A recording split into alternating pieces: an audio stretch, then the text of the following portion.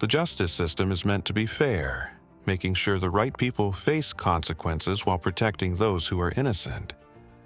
But what if the very system created to protect people makes serious mistakes? Throughout history, there have been cases where unclear evidence, unfair trials, or personal agendas led to decisions that people still question today. Stay tuned as we look at some of the most debated capital punishments in history. What happens when justice is influenced by fear and prejudice instead of solid evidence? Well, this is Nicola Sacco and Bartolomeo Vanzetti, two Italian immigrants who came to America in search of a better life. Sacco was a skilled shoemaker, and Vanzetti made a living selling fish. Like many others at the time, they were drawn to anarchism, a belief in a society without a strict government. Their ideas were seen as dangerous by some, especially during a time when America was deeply suspicious of immigrants and political radicals. So, how did it all begin? On April 15, 1920, an infamous theft took place in South Braintree, Massachusetts. A paymaster and his guard were targeted, and the suspects, described only as two Italian-looking men, escaped with a large amount of money. There was little solid evidence, but with anti-immigrant feelings running high, police quickly focused on Sacco and Vanzetti. On May 5, 1920, they were arrested for carrying weapons and giving answers that seemed unclear to investigators. Their trial began on May 31, 1921, led by Judge Webster Thayer. From the start, it was clear that the case was not just about the incident. The prosecution spent more time attacking their political beliefs than presenting strong proof. Witnesses gave conflicting statements and the forensic evidence was weak. Despite this, on July 14, 1921, both men were found guilty. The verdict? It sparked insane outrage, not just in the United States but around the world. Many believed that Sacco and Vanzetti were not convicted because of what they had done, but because of who they were: Italian immigrants with controversial views. Protests broke out across cities, and famous writers, intellectuals, and workers demanded justice. Over the next several years, new evidence surfaced, and even another man confessed to being involved in the incident. Still, the courts refused to overturn the decision. So did anything change after 7 years of appeals and growing public support? Well, nothing happened. Sacco and Vanzetti spent their final moments on August 23, 1927. Until the very end, they insisted they were innocent. Vanzetti, in particular, left behind words that still resonate today. "I am suffering because I am a radical. And indeed I am a radical. I have suffered because I was an Italian, and indeed I am an Italian." 50 years later, in 1977, Massachusetts Governor Michael Dukakis admitted that the trial had been unfair. He officially recognized that Sacco and Vanzetti had not received justice and cleared their names. But the question remains: were they truly innocent, or was the truth lost in the wave of fear and prejudice? Well, stay tuned, because the next case raises even more serious questions. While their trial was considered unfair, could spies from other countries expect to receive a fair trial? Well, the next case will leave you asking this very question. The Cold War was a time of secrets, suspicion, and paranoia, where a single whisper of espionage could destroy lives. In the midst of this high-stakes era, a married couple from New York City, Julius and Ethel Rosenberg, became the focus of one of the most infamous spy cases in American history. But were they really spies?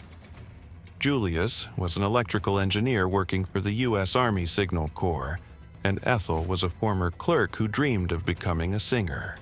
They lived an ordinary life until 1950. When the U.S. government accused them of sharing secret atomic information with the Soviet Union.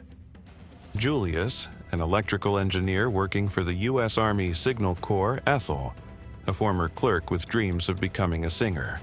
By all accounts, they lived an ordinary life until 1950, when the U.S. government accused them of passing atomic secrets to the Soviet Union. The key witness? Ethel's own brother, David Greenglass. He had worked on the Manhattan Project, the top-secret program that built America's first nuclear weapons. And according to him, Julius had convinced him to hand over classified information, with Ethel helping to type the notes. But was this the full truth, or was there more to the story? Their trial began on March 6, 1951, at a time when fear of communism was spreading across the country. The government presented the Rosenbergs as dangerous spies, while their lawyers argued that the case was based on weak evidence and unreliable testimony. As the trial went on, the courtroom was filled with tension, dramatic statements, and lingering doubts. Despite the uncertainty around Ethel's involvement, both were found guilty on March 29, 1951. Their punishment caused outrage around the world. Protests broke out, and well-known figures like Albert Einstein and Jean-Paul Sartre spoke out in their defense. Many believed the sentence was too extreme, especially in Ethel's case. But the U.S. government, they refused to back down. On June 19, 1953, their fate was sealed. Reports from that day described troubling details about Ethel's final moments, adding to the mystery and raising more questions about whether justice had truly been served. Decades later, declassified documents confirmed that Julius had been involved in espionage. But Ethel? Her role remained uncertain. Then, in 2024, newly released files revealed that even before the trial, U.S. officials privately doubted her guilt. Her family once again called for justice. Was Ethel Rosenberg truly guilty, or was she a victim of fear? Well, stay tuned because the next case raises even more serious questions. This is Ruth Ellis, a woman whose name became forever tied to one of Britain's most controversial legal cases. Born on October 9, 1926 in Rhyl, Wales, Ruth moved to London as a teenager, hoping for a fresh start. She worked as a nightclub hostess, where she met David Blakely, a well-known racing driver. Their relationship? It was passionate but filled with tension, marked by frequent conflicts and emotional turbulence. Then came Easter Sunday, April 10, 1955. Outside the Magdala pub in Hampstead, London, Ruth confronted Blakely. In a moment of intense emotion, she pulled out a firearm and fired multiple shots. As the crowd stood in shock, she remained calm, making no effort to escape. When authorities arrived, she simply surrendered. Her trial at the Old Bailey was swift and shocking. Ruth showed no hesitation in admitting what she had done. When asked about her intentions, she gave a direct answer that left the court stunned. She replied, "It's obvious when I shot him, I intended to take out his life." So was there any room for debate? Not at all. The verdict was inevitable. Her sentencing divided the nation. Some saw her as someone who had acted in cold blood, while others believed she was a woman trapped in a situation that pushed her beyond her limits. Protests erupted, and petitions flooded the government, demanding a reconsideration of her punishment. Despite public outcry, the decision stood. On July 13, 1955, Ruth Ellis became the last woman in the UK to face the ultimate punishment. Yet, her case left a lasting mark. The widespread debate surrounding her fate fueled discussions that ultimately led to major legal reforms. By 1965, capital punishment for similar cases was abolished in the UK. So could it be that Ruth Ellis was not just a villain, but a victim of a society that failed to recognize the signs of abuse and emotional distress? Have you ever wondered if someone can truly change, no matter how far down the wrong path they've gone? Well, a case that still sparks debate today is that of Stanley "Tookie" Williams, a man whose life took him from the streets of Los Angeles to global recognition, but not in the way anyone would have expected. In the late 1960s, Williams was just another kid trying to find his place in South Central Los Angeles. Born in New Orleans in 1953, he moved to LA with his mother in 1959, stepping into a world filled with both struggle and opportunity. By the early 1970s, he and Raymond Washington co-founded the Crips, a street organization that started as a neighborhood defense group, but soon became something much bigger and far more dangerous. By 1979, Williams found himself at the center of a legal battle that changed everything. He was accused of serious incidents involving the loss of Albert Owens and the Yang family, but he insisted he was innocent, but the court ruled against him, sentencing him to the harshest penalty possible. What followed was not just a prison sentence, but a journey that few could have predicted. Locked away, Williams began to rethink everything. He turned to writing, creating books meant to steer young people away from street life. His work gained international attention, earning him multiple nominations for the Nobel Peace Prize. Some saw his transformation as proof that anyone could turn their life around, while others believed that redemption could not erase the past. In 2005, despite growing calls for mercy, the legal system upheld its decision. The case became a flashpoint for debates about justice, forgiveness, and whether true change should be enough to rewrite a person's fate. Even now, Williams's story raises questions that have no easy answers. Was he a lost cause who found purpose too late, or a man who proved that transformation is always possible, if only the world is willing to believe it? Is there anybody who doesn't know the name S. Hussein? His story is one of power, ambition, and a dramatic fall from grace. A rise from a small Iraqi village to ruling an entire nation, only to lose it all in the most unthinkable way. Born on April 28, 1937, in the village of Al-Auja near Tikrit, Hussein's early years were filled with hardship. But from a young age, he was determined to climb the ranks of power. He joined the Ba'ath Party, a political movement pushing for Arab unity, and quickly made himself indispensable. Strategy, force, and ruthless efficiency propelled him upward. By 1979, he wasn't just part of Iraq's leadership, he was in complete control. At first, his rule brought big changes. New roads, schools, and industries helped Iraq grow. But behind the progress, conflicts were brewing. So what went wrong? A long and costly war with Iran drained resources, and his decision to send troops into Kuwait led to worldwide backlash. Sanctions hit Iraq hard, cutting it off from much of the world. By 2003, tensions with the West had reached a breaking point. A U.S.-led coalition invaded Iraq, claiming the country had dangerous weapons and links to extremist groups. Hussein's government collapsed almost overnight, and then he vanished. For months, he was nowhere to be found. Speculation ran wild. Was he planning a comeback, hiding in plain sight? Then, in December 2003, the world got its answer. U.S. forces discovered him underground, hiding in a tiny shelter. A man who once ruled with absolute power was now helpless and alone. His trial was broadcast across the globe. Some saw it as justice finally served. Others questioned whether it had been a true legal process or simply revenge. In 2006, his fate was sealed.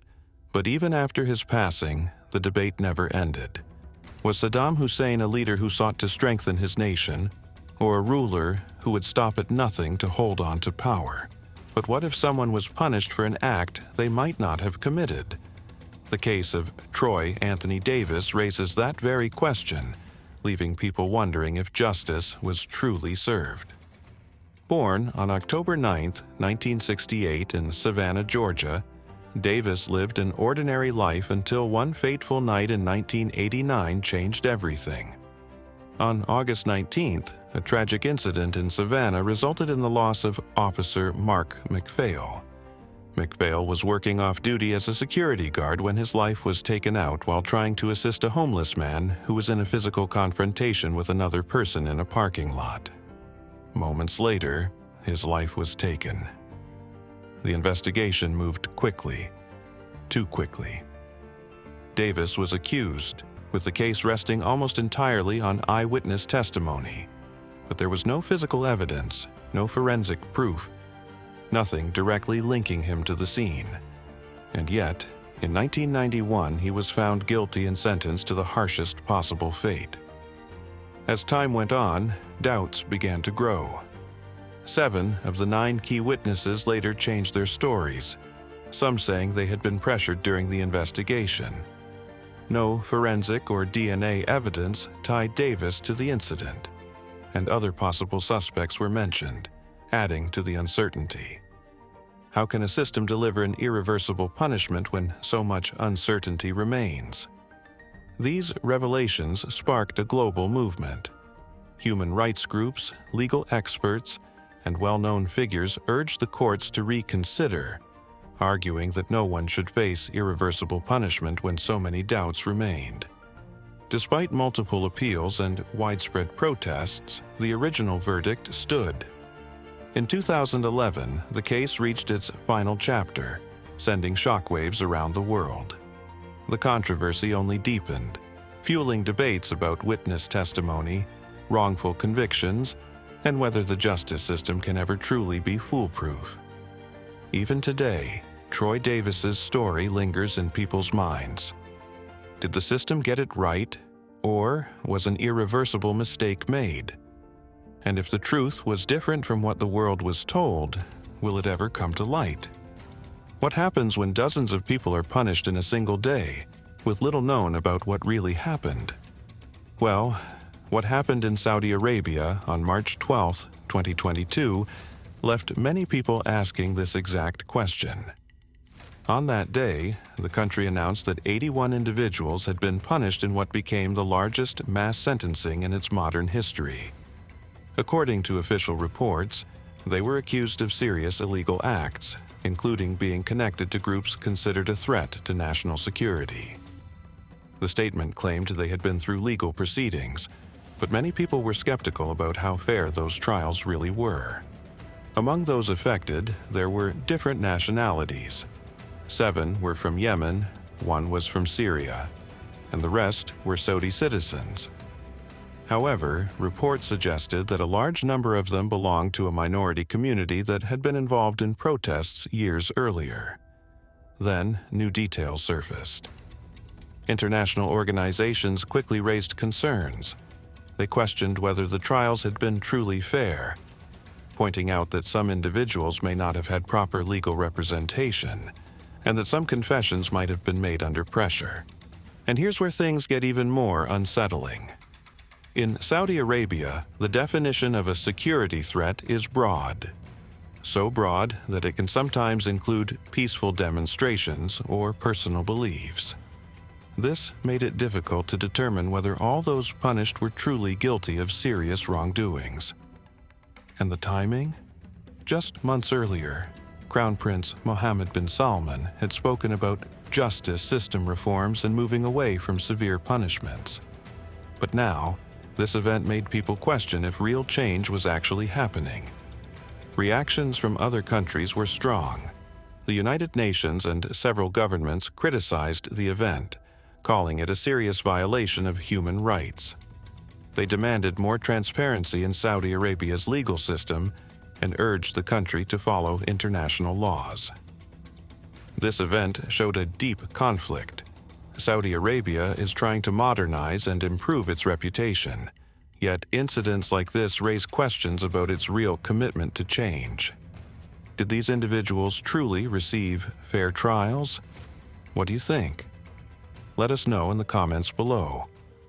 What happens when a state introduces a new method of carrying out a sentence, claiming it to be more humane, only for it to raise even more questions? This is the story of Kenneth Eugene Smith, whose involvement in a shocking event led to a moment unlike any other in the justice system. In 1988, a man named Charles Sennett Sr. faced serious financial struggles. Looking for a way out, he came up with a plan that would have lasting consequences. He contacted someone named Billy Gray Williams, asking for help in carrying out a harmful act. Williams then brought in Kenneth Eugene Smith and another man, John Forrest Parker, to assist. On March 18, 1988, Smith and Parker arrived at the Sennett home, pretending to be interested in the property for hunting. Once inside, they carried out their plan, making it look like an unrelated incident. However, investigators soon realized things weren't adding up. Just a week later, Charles Sennett Sr. made a sudden and unexpected decision and took his own life as the investigation started closing in on him. This raised even more suspicions. Smith's legal journey was complicated. In his first trial, the jury recommended a serious sentence, which the judge confirmed. However, this was later overturned, leading to a retrial in 1996. This time, the jury leaned toward a different outcome, but the judge ruled otherwise, once again choosing the worst punishment. His co-defendant, Parker, later faced the same sentence in 2010, while Williams received a life sentence and remained in prison. Smith's case saw multiple delays over the years. In November 2022, an attempt to carry out his sentence was stopped due to difficulties with the procedure. This led Alabama to explore a different method, one that had never been used before. In 2024, he became the first person in the United States to go through a new procedure meant to replace traditional methods. The process involved using nitrogen gas instead of oxygen, leading to unconsciousness and eventually the end of life. Supporters claimed it would be a more peaceful approach, but what happened next left many questioning its effectiveness. The reason for switching to nitrogen gas came from growing concerns about previous methods. Some procedures had gone wrong, and certain medications were becoming harder to access because companies refused to supply them. Since nitrogen is easy to obtain and doesn't fall under those restrictions, officials believed it was a practical solution.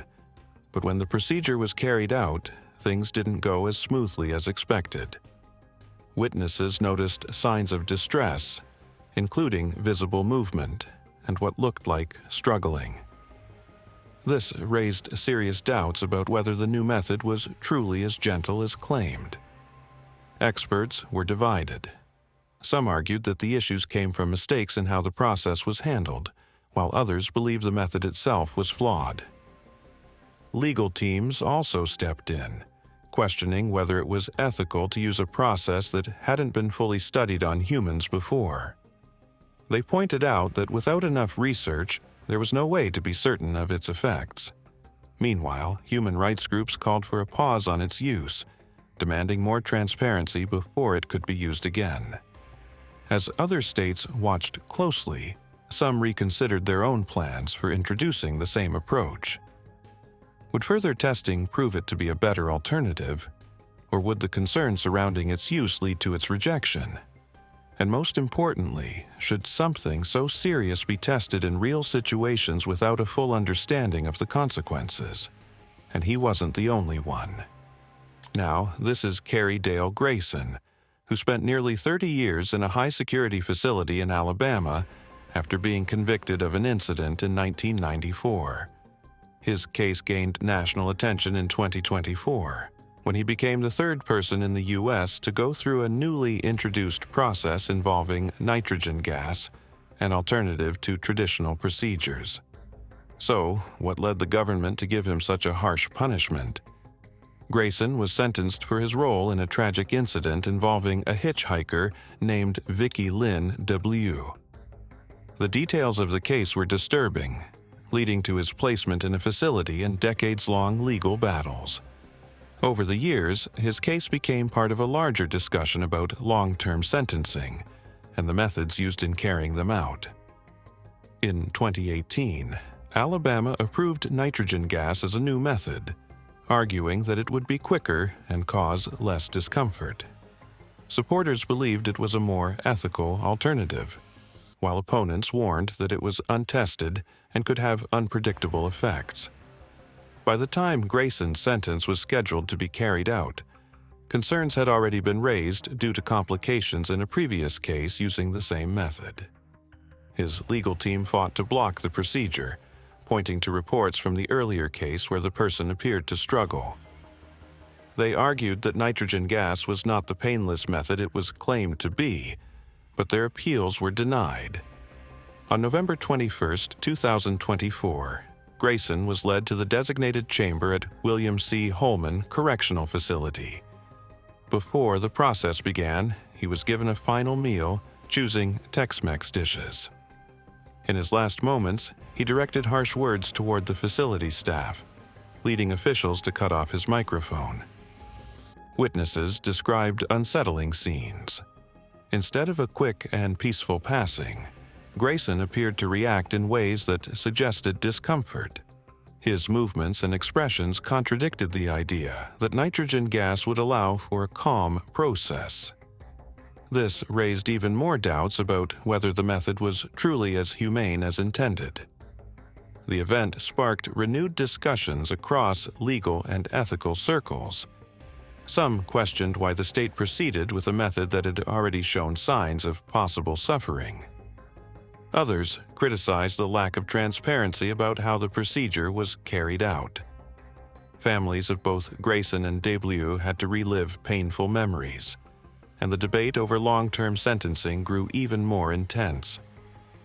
Did Alabama's decision to use nitrogen gas resolve concerns about traditional methods, or did it only introduce new questions about justice and human dignity? What happens when a single moment turns a person into a symbol of defiance? Well, this is Majid Kavusifar, who went from an ordinary young man to the center of a case that sparked debates about justice, power, and resistance. His story is remembered not just for what he did, but for the way he faced the consequences. In 2005, Majid and his nephew Hossein were accused of targeting Judge Hassan Moghaddas, a high-ranking legal figure in Iran known for enforcing strict laws. His rulings often affected people involved in political and social disputes, making him a controversial figure. When news broke of what had happened to him, it sent shockwaves through the country. Authorities acted quickly, arresting Majid and Hossein soon after. Their trial moved at a rapid pace, and they admitted to their actions. They spoke openly about their frustrations with the judicial system, calling it unfair and corrupt. Many Iranians who shared their frustrations saw them as standing up to a system that left little room for dissent. However, despite appeals for a lighter sentence, the court remained firm, delivering the harshest punishment possible. On August 2, 2007, a large crowd gathered in a public square in Tehran. In Iran, public punishments were meant to serve as warnings, but this case was different. As Majid stood before the crowd, instead of showing fear, he did something no one expected. He smiled. That single moment, captured in a photograph, spread across the world. To some, it was an act of defiance, a final message against the system he opposed.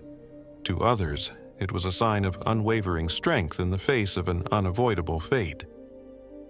International human rights groups condemned the case, arguing that it highlighted deep issues within the legal system. But Iranian officials stood by their decision, insisting they were upholding the law. Years later, Majid's story continues to be a symbol of resistance. His final moment has been discussed in books, turned into art, and used in debates about justice and reform. Many still see his case as a powerful reminder of how personal conviction can lead someone to challenge the world around them.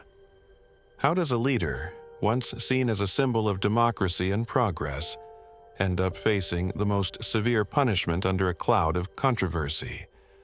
This is Zulfikar Ali Bhutto, Pakistan's first democratically elected prime minister who faced such an outcome in 1979.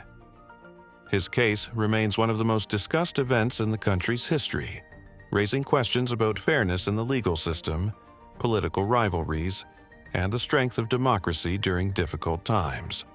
Bhutto rose to power after founding the Pakistan People's Party, PPP, in 1967. He promoted a vision of Islamic socialism and promised to improve the lives of the poor. His passionate speeches and strong leadership earned him widespread support, leading to a major victory in West Pakistan in the 1970 elections. Following the separation of East Pakistan and the creation of Bangladesh in 1971, Bhutto became the leader of a divided country. As president and later prime minister, he introduced land reforms, nationalized key industries to position Pakistan as a leading voice in the Muslim world. But what led to his fall from power? Although Bhutto made many changes, his government was also criticized for being too controlling. Allegations of restricting political opponents, limiting freedoms, and economic struggles weakened his support.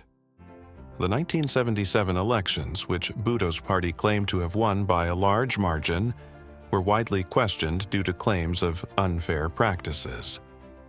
This led to protests and unrest.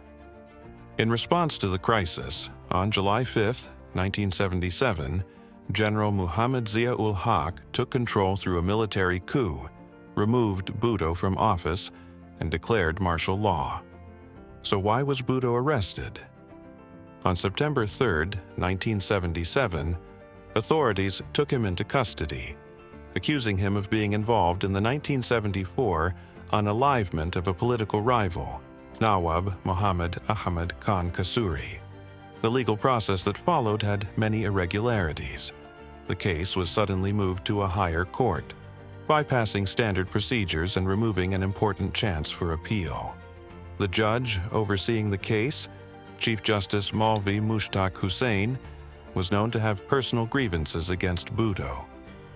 Years later, a Supreme Court judge admitted that there had been bias against Bhutto during the trial. Parts of the hearings were kept private, reducing public oversight, and the case relied heavily on the testimony of a government official who had been pressured into testifying. All these factors created serious concerns about the fairness of the proceedings. Did international pressure make a difference? Many world leaders and human rights organizations called for mercy, but General Zia-ul-Haq ignored their appeals. On April 4, 1979, Bhutto's sentence was carried out in Rawalpindi Central Jail. His final words were reportedly, "O Lord, help me, for I am innocent." So, how is this event remembered today? Bhutto's case has been widely criticized as an unfair legal decision driven by politics. In 2011, then-President Asif Ali Zardari, Bhutto's son-in-law, formally asked the Supreme Court to review the case. In March 2024, the Supreme Court admitted that Bhutto had not been given a fair trial, stating, "We didn't find that the fair trial and due process requirements were met." While this acknowledgement came decades later, it confirmed the serious flaws in the original legal process. How does a country come to terms with such a controversial past, and what can be learned to protect its future?